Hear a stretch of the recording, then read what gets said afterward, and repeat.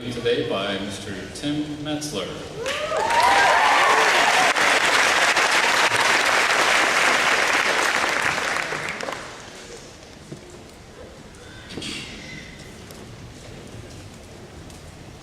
Hello everyone, I'm Tim Metzler. Before I begin, I would like to say, congratulations class of 2009. Okay. I am your at-large speaker, and therefore, I am required to deliver a speech containing sophistication, sincerity, and confidence. But I thought, given the current state of our country, since we now have an African-American president, Barack Obama, I thought it would be best to go back in time and pay homage to the man that made it all possible. And so now I present to you the Gettysburg Address by President Abraham Lincoln. So give me 1 second, please.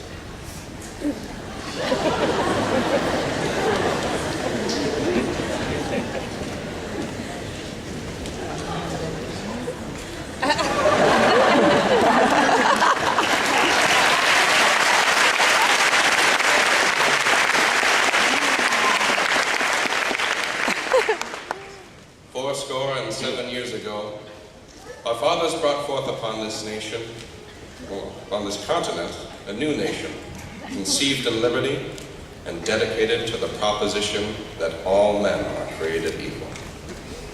Now we are engaged in a great civil war, testing whether that nation, or any nation so conceived and so dedicated, can long endure. We are met on a great battlefield of that war. We have come to dedicate a portion of that field as a final resting place for those who gave their lives that this nation might live. It is altogether fitting and proper that we should do this. But in a larger sense, we cannot dedicate. We cannot consecrate. We cannot hallow this ground. The brave men, living and dead, who struggled here have consecrated it, far beyond our poor power to add or detract. The world will little note, nor long remember what we say here, but it can never forget what they did here. It is for us, the living, rather to be dedicated here to the unfinished work which they who fought here have thus far nobly advanced. It is rather for us to be here dedicated to the great task remaining before us, that from these honored dead we take increased devotion to that which they gave the last full measure of devotion, that we here highly resolve that these dead shall not have died in vain, that this nation under God shall have a new birth of freedom, and that the government of the people, by the people, and for the people shall not perish from the earth. And then I thought, nah, that'd be too boring. And it's not funny. So I thought about Mr. Lincoln. If he were here in my shoes right now, what would he say to you? What would that speech be called? And then, it came to me. So without further ado, I am proud to present to you, class of 2009,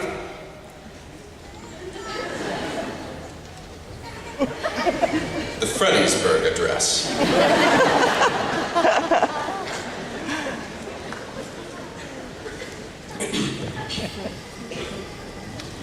One score minus 2 years ago, our parents were very naughty.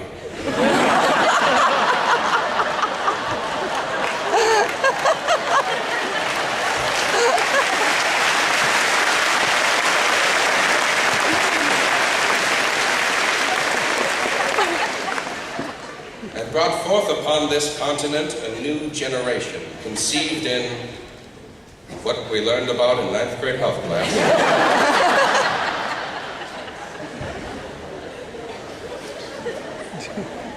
and dedicated to the idea that no child is left behind.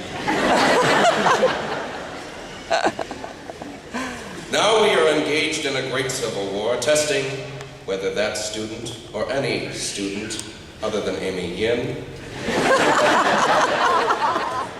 so conceived and so dedicated, can long endure education.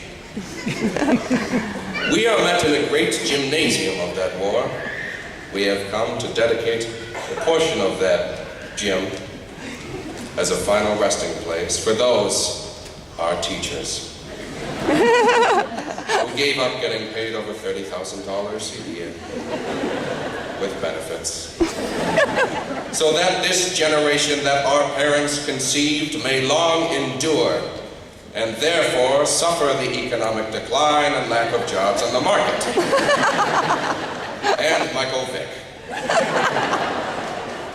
It is altogether fitting and proper that we should do this.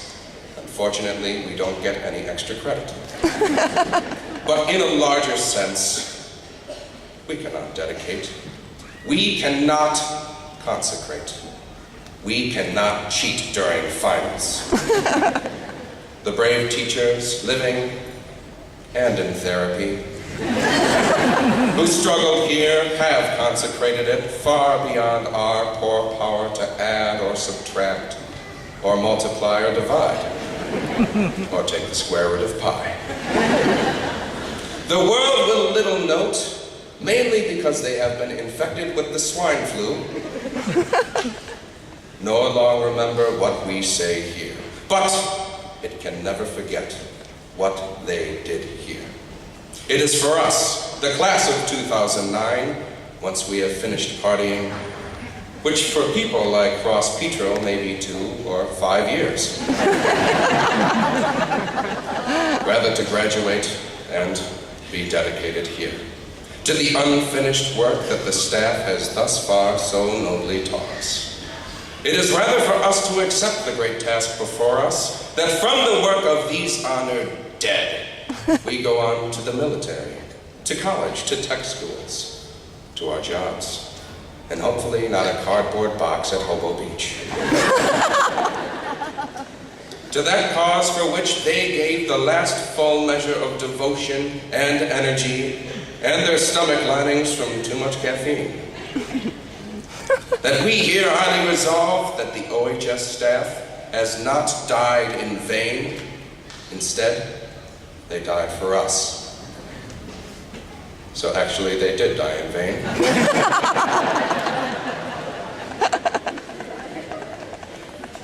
That this new generation under God shall have a new job market, a new economy, and Jane Gulsvik as President of the United States.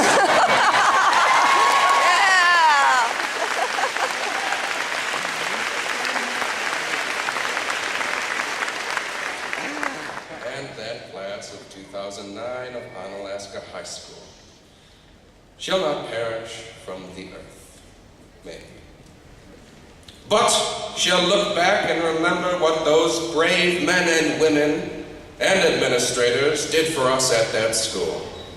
And we shall say 2 things.